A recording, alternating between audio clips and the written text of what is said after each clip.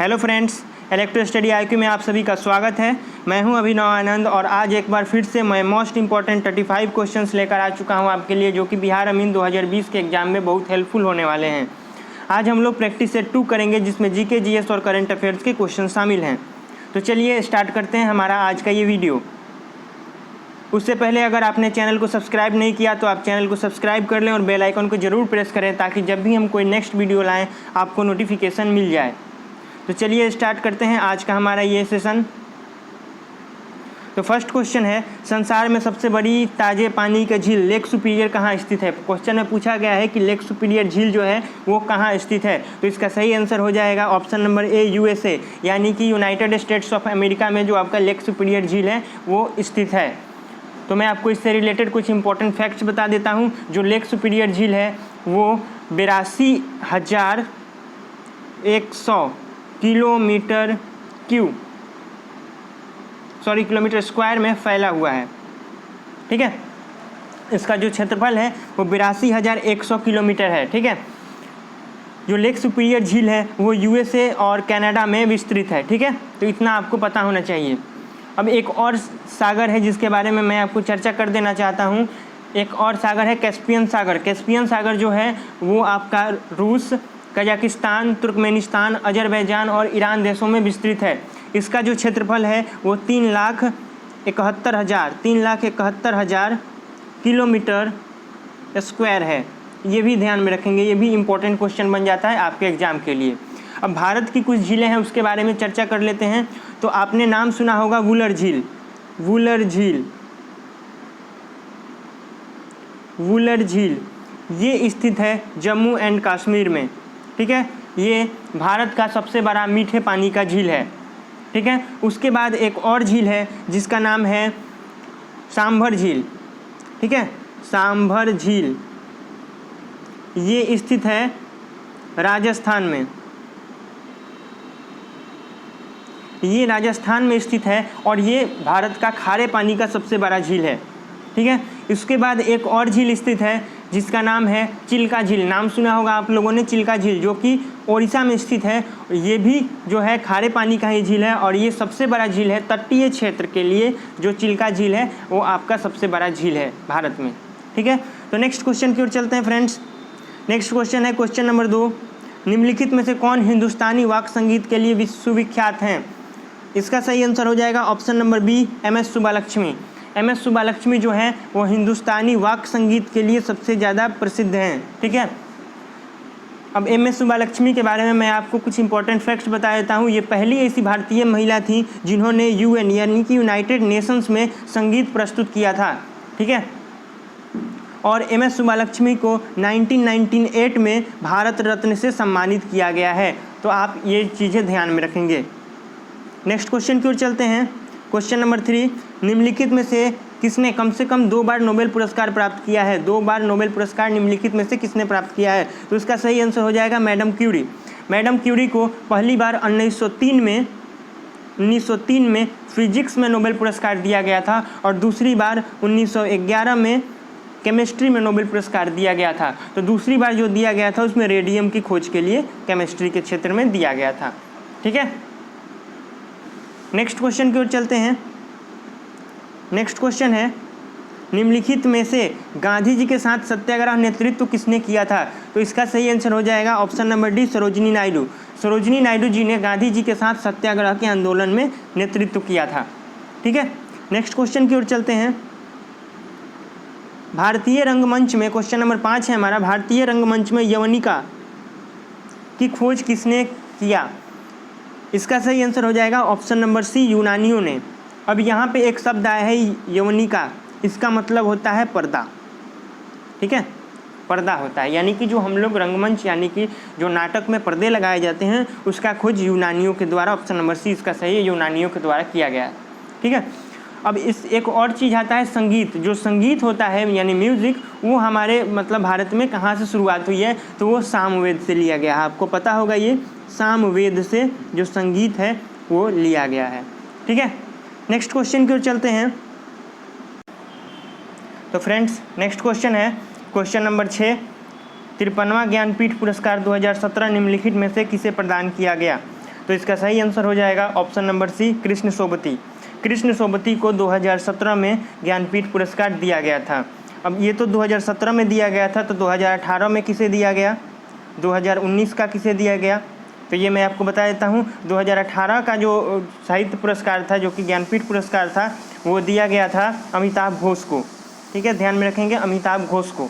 और 2019 का जो ज्ञानपीठ पुरस्कार था वो दिया गया है अकितम अछूतम नंबूत्री को। ठीक है, अकितम अछूतम नंबूत्री को आप याद रखेंगे। जो ज्ञानपीठ पुरस्कार है ये साहित्य का सबसे बड़ा सम्मान है भारत में। ठीक है, अब यहाँ से एक इम्पॉर्टेंट क्वेश्चन आ जाता है इस क्वेश्चन से रिलेटेड कि बिहार के जो कवि थे रामाधारी सिंह दिनकर, रामाधारी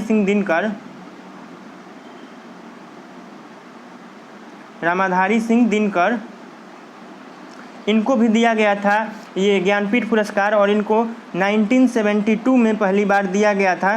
ठीक है, और ये उनके एक किताब था उर्वशी, उर्वशी के लिए दिया गया था। ठीक है, उर्वशी के लिए दिया गया था। आपके एग्जाम के लिए बहुत इंपॉर्टेंट क्वेश्चन बन जाता है। ठीक है, नेक्स्ट क्वेश्चन की ओर चलते हैं। क्वेश्चन नंबर 7, क्वेश्चन नंबर 7 है, निम्नलिखित में से सचिन तेंदुलकर की आत्मकथा कौन सी है जिसका विमोचन 5 नवंबर 2014 को किया गया था।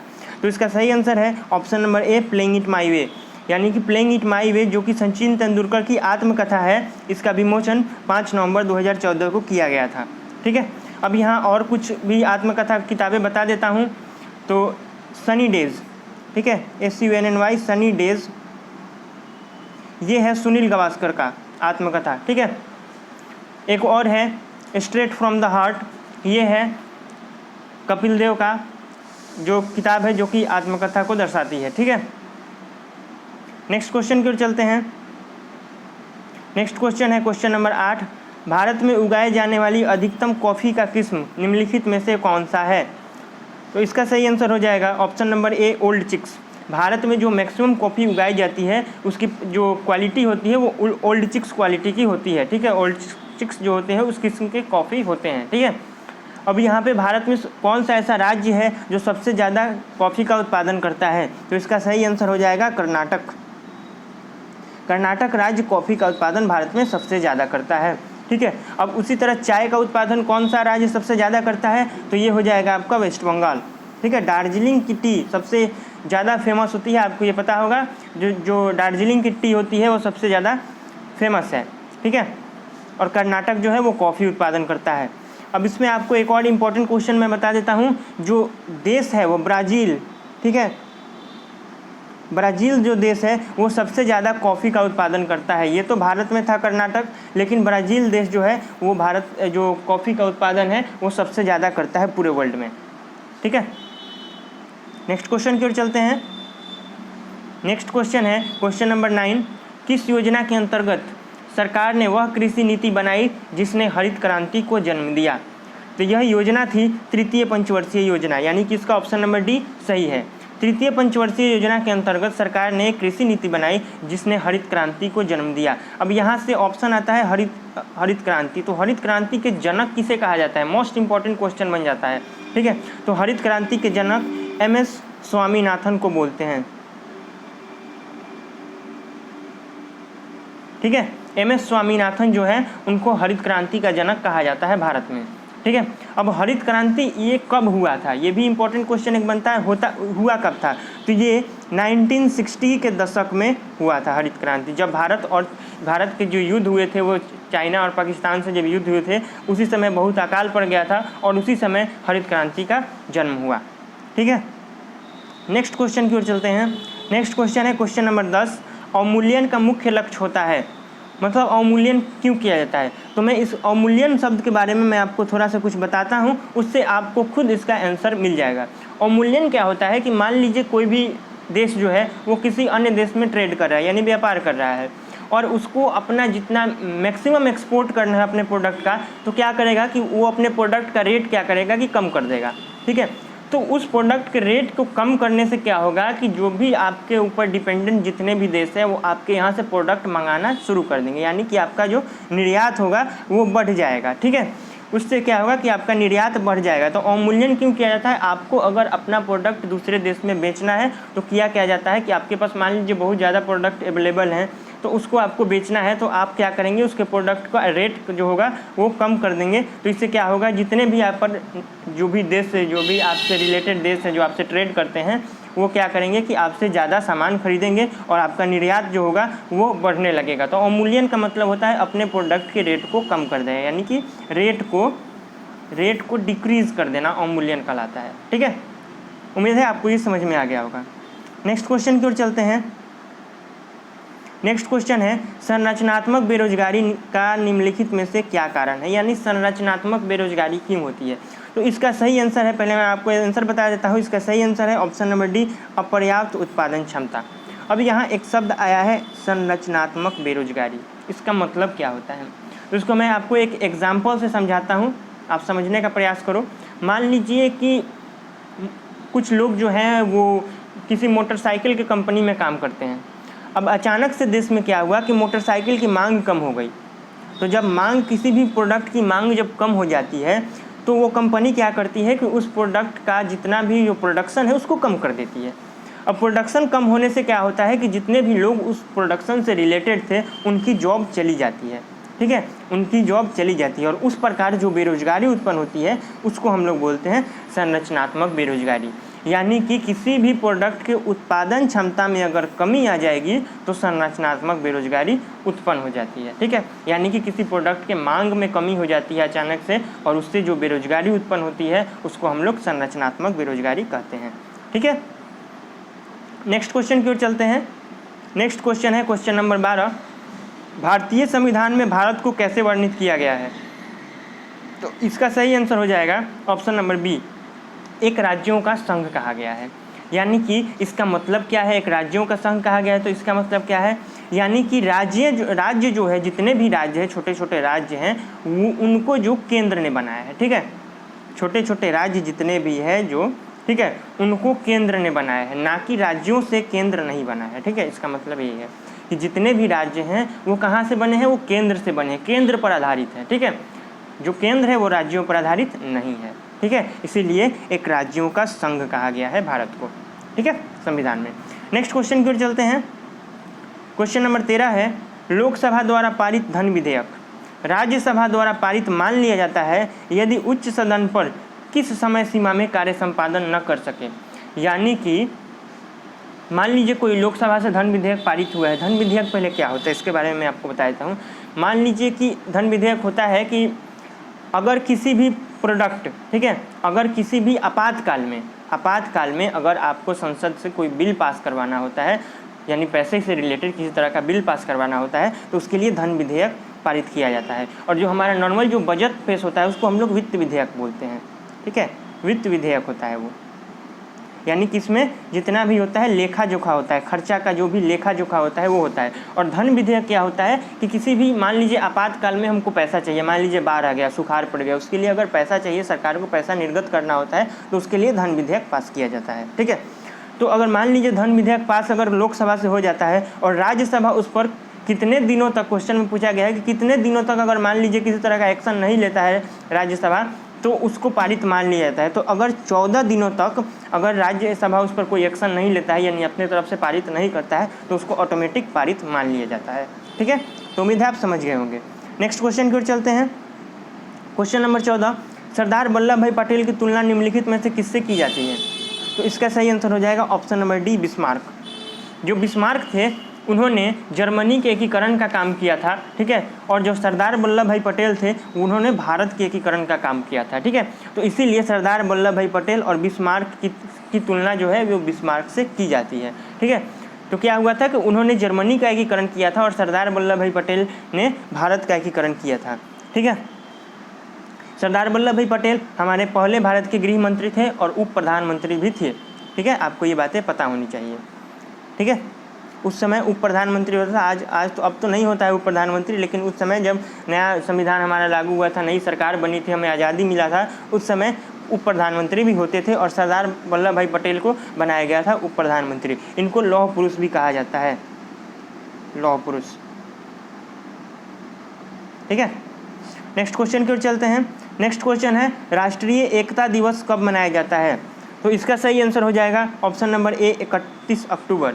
यानी 31 अक्टूबर को ही राष्ट्रीय एकता दिवस मनाया जाता है। अब मनाया क्यों जाता है, तो सरदार वल्लभ भाई पटेल का जन्म दिवस है, ठीक है, 31 अक्टूबर को उनका जन्मदिन है, इसीलिए उन्हीं की याद में राष्ट्रीय एकता दिवस 2014 से मनाया जाता है, ठीक है। उसके पहले नहीं मनाया जाता था, 2014 से ही जो है ये राष्ट्रीय एकता दिवस मनाया जाता है 31 अक्टूबर को, ठीक है, तो ये ध्यान में रखेंगे।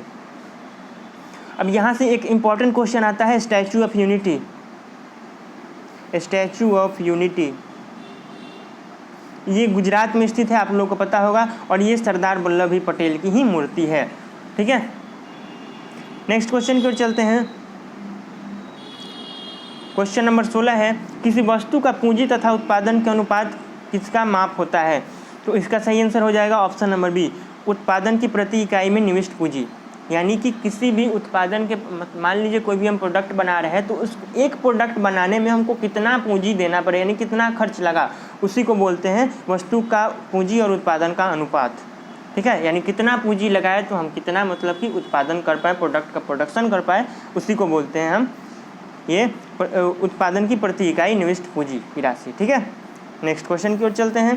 क्वेश्चन नंबर 17 है, मौलिक अधिकारों को लागू करने के लिए रीट किसके द्वारा जारी किया जाता है? तो इसका सही आंसर है ऑप्शन नंबर सी, उच्चतम न्यायालय। उच्चतम न्यायालय ही रीट जारी करता है, ठीक है।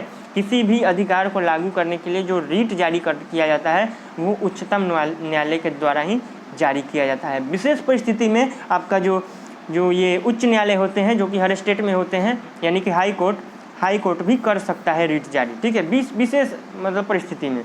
नहीं तो ऐसे मैक्सिमम टाइम में जो होता है सुप्रीम कोर्ट ही आपका जो रीट है वो निकालता है, ठीक है। नेक्स्ट क्वेश्चन की ओर चलते हैं। क्वेश्चन नंबर 18 है, वर्ष 2019 के लिए अर्थशास्त्र का नोबेल पुरस्कार निम्नलिखित में से किसे चयनित किया गया? ठीक है, मतलब नोबेल पुरस्कार हेतु मतलब दिया भी गया है, किसको दिया गया है 2019 के लिए? तो इसका सही आंसर हो जाएगा option number A Abhijit Banerjee, option number B Esther Duflo और option number C Michael Kremer. ठीक है, इन तीनों को दिया गया है अर्थशास्त्र के लिए इकोनॉमिक्स में नोबेल। ठीक है, 2019 के लिए। इसका ऑप्शन डी जो है रोमल सॉल ये नहीं होगा, इनको नहीं दिया गया है, यानी कि ऑप्शन ए बी और सी तीनों ही सही है। ठीक है, अब यहाँ से एक इम्पॉर्टेंट क्वेश्चन आ जाता है, अर्थशास्त्र के जनक किसको कहते हैं? तो याद रखिएगा एडम स्मिथ।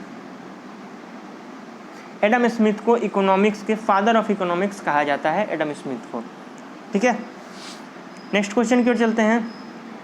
नेक्स्ट क्वेश्चन है क्वेश्चन नंबर 19, निम्नलिखित में से कौन सा युग्म सही नहीं है? ठीक है, यानी पूछा जा रहा है कि कौन सा युग्म जो है वो सही नहीं है। तो इसका सही आंसर हो जाएगा ऑप्शन नंबर ए, अमीर खुसरो जो है वो सरोद से संबंधित नहीं थे, ये गलत बताया गया है। भीमसेन जो है वो गायन से संबंधित थे, उत्पल दत्त फिल्म से संबंधित थे और शंभू महाराज जो थे वो कथन से संबंधित थे, लेकिन अमीर खुसरो जो है वो सरोद से संबंधित नहीं थे। ठीक है, अब यहाँ अमीर खुसरो एक नाम आया है, तो अमीर खुसरो को भारत का तोता भी कहा जाता है, भारत का तोता।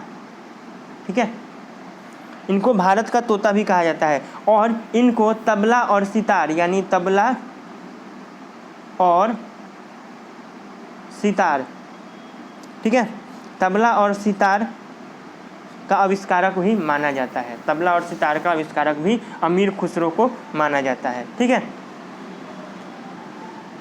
नेक्स्ट क्वेश्चन की ओर चलते हैं। नेक्स्ट क्वेश्चन है क्वेश्चन नंबर 20, आंध्र प्रदेश और ओडिशा में आने वाली चक्रवाती तूफान का नाम क्या था? तो इसका सही आंसर है option number B, Hudhud. Hudhud तूफान जो है वो आंध्र प्रदेश और ओडिशा में आया था। अभी हाल ही में 2 और तूफान आए हैं भारत में, उसके बारे में भी मैं आपको चर्चा कर देता हूँ।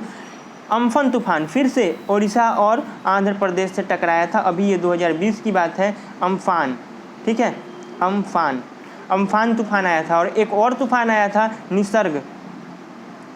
निसर्ग आया था, जो कि मुंबई में महाराष्ट्र में टकराया था। ठीक है, तो ये दोनों याद रखने हैं। ये तो हुदहुद थोड़ी पुरानी बात हो गई, उसके बाद भी अम्फान तूफान आया था जो कि आंध्र प्रदेश और ओडिशा से टकराया था, और एक निसर्ग आया था जो कि 2020 की बात है, वो मुंबई महाराष्ट्र से टकराया था। ठीक है, नेक्स्ट क्वेश्चन की ओर चलते हैं। विश्व मधुमेह दिवस कब मनाया जाता है, यानी कि वर्ल्ड डायबिटीज़ डे कब मनाया जाता है? ये डे वाले जो क्वेश्चन होते हैं ना, वो एग्जाम में आपके एग्जाम के लिए बहुत इंपॉर्टेंट रहने वाले हैं। तो मैं आपसे रिक्वेस्ट करूंगा कि आप जितने भी डे वाले क्वेश्चन हैं उन पर ज़्यादा ध्यान रखें, क्वेश्चन इससे ज़्यादा आते हैं। ठीक है, तो इसका सही आंसर हो जाएगा ऑप्शन नंबर सी, 14 नवंबर को डायबिटीज़ डे मनाया जाता है। 14 नवंबर को एक और दिन मनाया जाता है, आपको पता होगा, चिल्ड्रंस डे। तो याद रखिएगा, जिस दिन चिल्ड्रंस डे मनाया जाता है उसी दिन ये विश्व मधुमेह दिवस भी मनाया जाता है। और 14 नवंबर को हमारे पहले प्रधानमंत्री जवाहरलाल नेहरू जी का भी जन्मदिन है, ठीक है, और उन्हीं के जन्मदिन के उपलक्ष्य में चिल्ड्रंस डे मनाया जाता है। नेक्स्ट क्वेश्चन की ओर चलते हैं।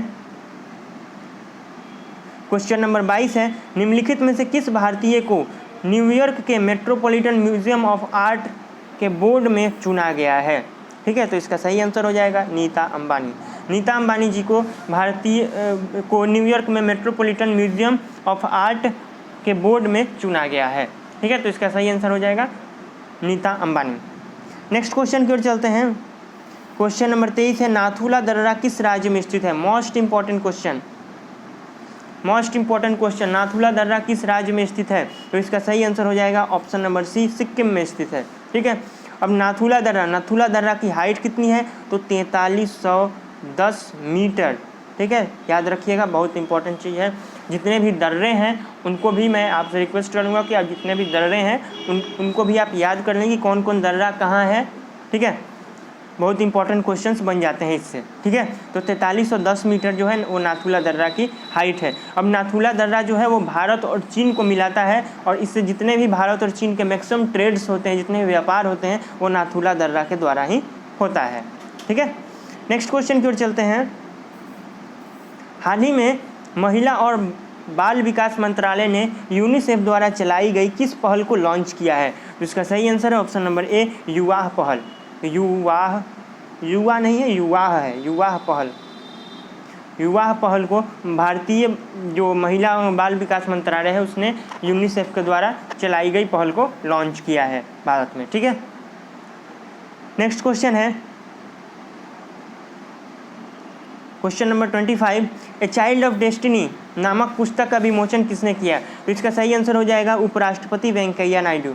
उपराष्ट्रपति वेंकैया नायडू ने ही ए चाइल्ड ऑफ डेस्टिनी किताब का जो पुस्तक है उसका विमोचन किया था। अब ये ए चाइल्ड ऑफ डेस्टिनी ये किससे रिलेटेड है? ये किताब है आपका के रामकृष्ण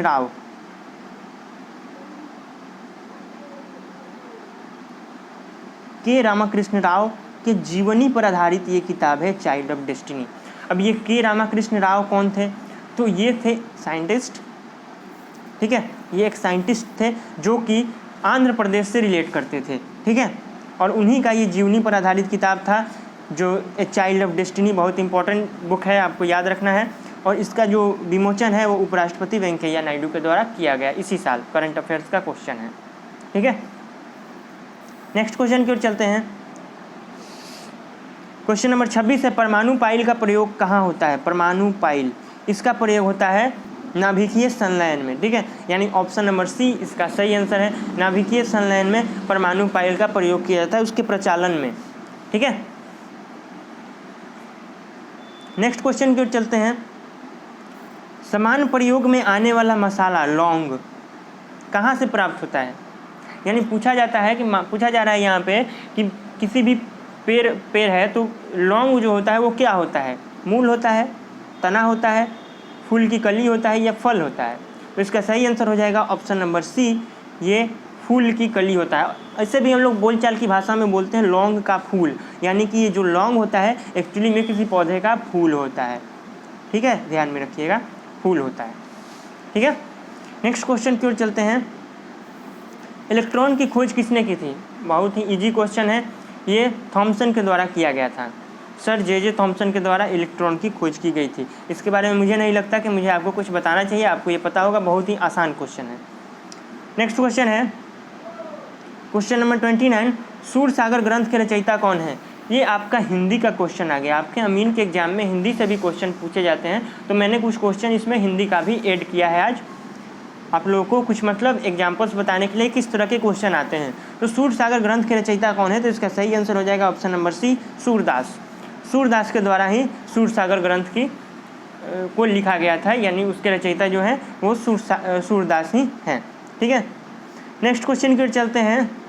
साहित्य लहरी, ये भी हिंदी का क्वेश्चन है।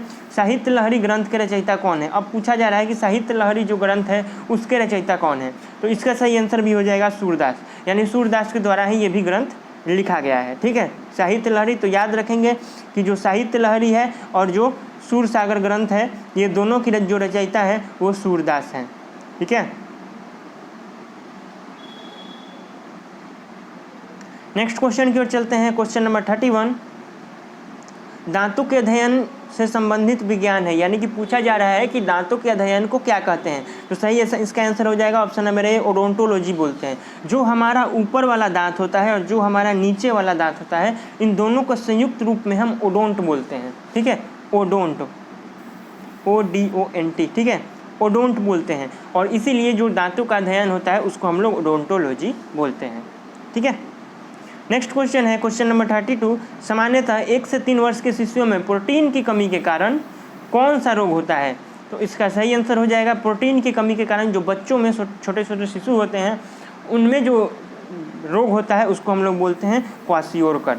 ठीक है, क्वाशियोरकर जो रोग होता है, इससे क्या होता है कि हाथ पैर की हड्डियां जो होती है वो पतली होने लगती है और जो मांस होते हैं वो गलने लगते हैं, यानी कि बच्चों में जो प्रोटीन की कमी के कारण मांस का निर्माण नहीं हो पाता है और हड्डियां जो होती हैं वो पतली हो जाती हैं, हाथ पैर जो होते हैं वो पतले हो जाते हैं। ठीक है, नेक्स्ट क्वेश्चन की ओर चलते हैं। रूट से अवशोषित जल शीर्ष तक पहुँचता है, मतलब पूछा जा रहा है कि जड़ों से जो अवशोषित जल होता है वो पौधे के शीर्ष तक कैसे पहुंचता है, तो इसका सही आंसर हो जाएगा दारू द्वारा। ठीक है, अब यहाँ शब्द सुना आपने दारू, इसको जाइलम बोलते हैं, आपने किताब में पढ़ा होगा जाइलम। ठीक है, इसी को दारू भी बोलते हैं। ठीक है, तो जाइलम का काम क्या होता है कि जितने भी खनिज लवण पदार्थ होते हैं जो कि आपके ये पौधे के जड़ों तक जो मिट्टी से प्राप्त होते हैं उनको क्या करता है कि जितने भी खनिज लवण या पानी जो भी होते हैं वो ऊपर की तरफ उसका भेजना काम होता है जाइलम का। ठीक है, और एक फ्लोएम होता है, वो क्या करता है कि ऊपर से जो भी प्रकाश संश्लेषण करके भोजन बनाने का काम होता है वो ऊपर से नीचे की ओर संश्लेषित करता है। ठीक है, तो फ्लोएम जो होता है वो ऊपर से नीचे लाता है और जाइलम जो होता है नीचे से ऊपर ले जाता है। ठीक है, नेक्स्ट क्वेश्चन की ओर चलते हैं। क्वेश्चन नंबर 34, कोशिकाओं के अध्ययन को क्या कहते हैं? बहुत ही आसान क्वेश्चन है। कोशिकाओं के अध्ययन को साइटोलॉजी बोलते हैं, यानी कि साइटोलॉजी कोशिकाओं, यानी कि कोई भी अगर व्यक्ति कोशिका का अध्ययन कर रहा है तो उस अध्ययन को साइंस में क्या कहा जाता है? साइटोलॉजी कहा जाता है। ठीक है, नेक्स्ट क्वेश्चन की ओर चलते हैं। नेक्स्ट क्वेश्चन और हमारा आज का लास्ट क्वेश्चन है, मनुष्य के लार में पाए जाने वाला एंजाइम कौन सा होता है? तो इसका सही answer option number C, amylase होता है। ठीक है, एमिलेज।